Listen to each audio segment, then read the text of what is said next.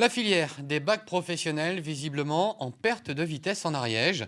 Pour la rentrée prochaine, il y aura moins d'élèves dans cette filière que l'an dernier. Et pourtant, tout le monde s'accorde à dire que ces formations sont qualifiantes et très demandées sur le marché du travail.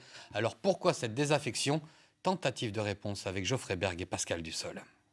Dans ce lycée professionnel de Saverdun, les élèves sont formés au métier de l'industrie.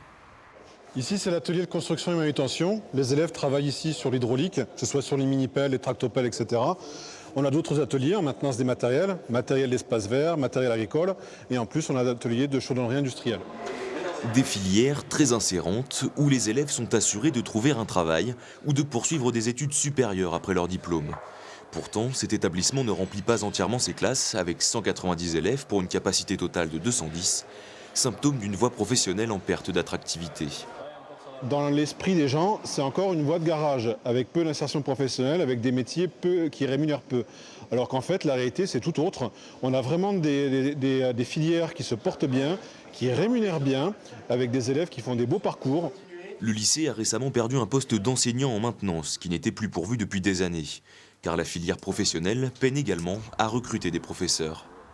Il y a une crise de l'attractivité du métier due au fait que ces métiers sont faiblement rémunérés avec un gel de points d'indice qui dure depuis des années. Donc on demande notamment une revalorisation des carrières pour rendre le métier plus attractif.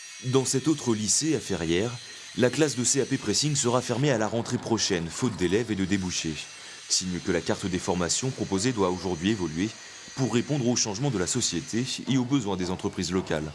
C'est l'adéquation à la fois entre les besoins d'un territoire en matière d'emploi, les évolutions en matière de savoir et d'emploi également, de manière à ce qu'il y ait une correspondance entre ce que l'élève va connaître dans son parcours et lorsqu'il va arriver sur son bassin d'emploi, qu'il ait effectivement une possibilité d'emploi.